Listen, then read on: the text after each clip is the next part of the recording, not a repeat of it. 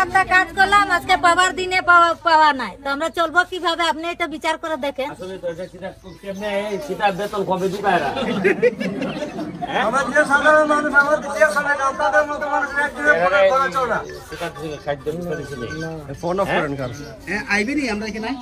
ইটা করলে এরা তো 3-4টা বাগান নিয়ে আমরা বিপদ বলাইছে। দেওন্দি, ইটা, লাল চাঁদ, হ্যাঁ লাল চাঁদ, দেওন্দি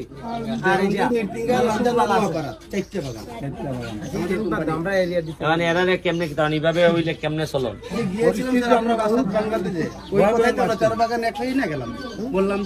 এই কিতা আপনারা এখানে খেতে আসেনি, অ্যাসিস্ট্যান্ট ম্যানেজার আসেনি কেউ? কারণ কিতা এরা কিতা কইছে কবে দিব? ব্যাংকে টাকা আসে না, থাকলে নেই তো না নাই।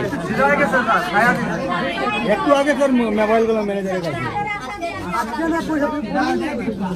2-3 দিন পর পর টাকা পয়সা দিব। আমরা কি অবস্থায় আছি একমাত্র আমরাই না জানি। এখন আমি তো বুঝতেছি না, এখন এরা তো মালিক, আর তোমরা মালিকের সাথে তোমরা এরা চা পাতা দেও, আর এরা তোমরা পয়সা দেয়। এখন চা পাতা দিলে পয়সা তো আটকাই গেল। এখন আমি কিতা করতাম পারি এমপি হিসাবে? আমার কাম কিতা? আবার তোমরা না খাইয়ে থাকলো আমার সহ্য হইতো না।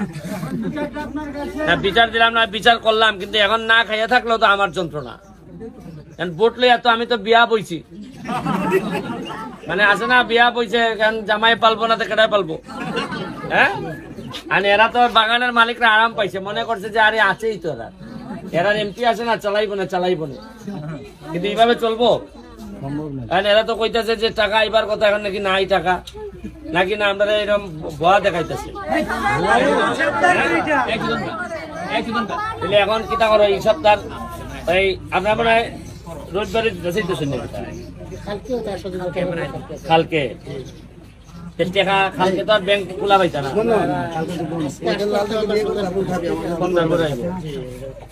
তাইলে কিছু চাউল দিলাইও। বলো। আমাদের তো বাগান দীর্ঘদিন যাবত এই অবস্থা, এরপরে এই অবস্থা যে ভালো হবে এরকম কোনো আশার বিকল্প কোনো পথ দেখা যাচ্ছে না। স্যার, আপনি তো আমাদের এই 2 আসনের এমপি, আপনি চাইলে স্যার আপনি অনেক উপরে যাইয়ে আমাদের এই সমস্যাটা সমাধান করে দিতে পারবেন, এটা আপনার কাছে আমরা আশা রাখি। আমি তোমার একটা কথা বলি, আমি এমপি হওয়ার পরেই সংসদে গিয়ে শেখ হাসিনার সামনে এই কথা কইছি, দেখছো কিনা তোমরা? অনেকেই দেখছো, মানে দেখাইও। গত 20-30 বছরে কোন এমপি গিয়া তোমরার জন্য একটা কথাও কয় নাই। যদি আগে কইতো তাহলে এই অসুখটা এত বড় হইতো না। এখন আমি যখন তোমরা পাইছি তখন ক্যান্সারটা বড় হয়ে গেছে। আমার কাছে যখন আইছো তখন এই যে ফুরাটা বড় হয়েছে। আর আগে যখন ছোট ছিল তখন নেতারা খালি শরীরের মধ্যে চেন দিয়ে বেড়াইছে, আর কইছে আরে হইব। এই জন্য তো আমি যে কই যে এরা খালি মজা মারছে আর তোমরা খালি বইটা পাইছো। এরা ফজা বাইরা খালি মজা মারছে, আর স্বরূপ ভাই কইছে যে হ্যাঁ আছি। আর কিতা কইতা খানি নাই বাদ নাই তোমার কথা তুমি কইলা, তুমি বিজয় কাছের লোক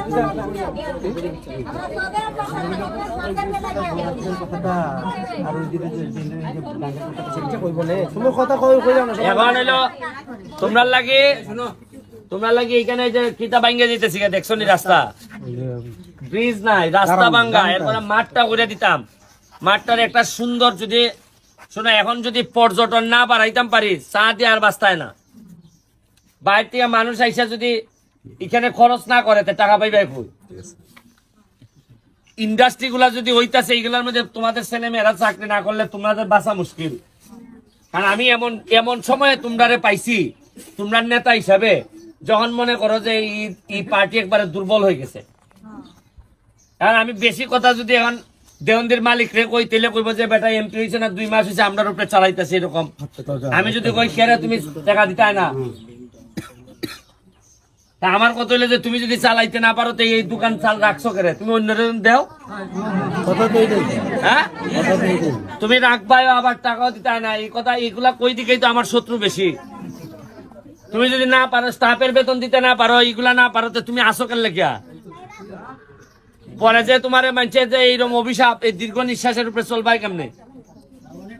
হ্যাঁ, এখন কষ্ট হইতেছে না? হ্যাঁ আমি ভাবছিলাম যে তোমরা আমারে খাওয়াই ভাই এমপি হইলে পরে, এখন তো দেখতেছি তোমরারই খাওয়াই, আমার জান বাঁচতো না। হ্যাঁ আমারে মানছে কইছে কয় এমপি হইলে পরে ভাই আর কোনো চিন্তা নাই, খালি খাওয়াইবাই আর খাইবাই, কচি মুরগি খাইবাই। আর আমি কচি মুরগি তো খাইতাম দূরের কথা, পুরা মুরগি পাইতাম না। এখন কি তার চাল দেও? আমাদের কথা আসল কথা হলো আমরা তো খুব দুর্দশায় অবস্থায় আছি স্যার। বিগত 2018 সাল থেকে 22 সাল থেকে এই অবস্থা চলেছে। আপনি যে একটা করোনার সময় আমাদেরকে দান অনুদান দিয়ে গেছিলেন, চাল টাল অনেক কিছু সাহায্য করলেন, সবার এটাই একটা অনুতপ্ত, সবাই খুশি আছেন। গাছও দিয়ে গেছিলেন, এগুলা নিয়ে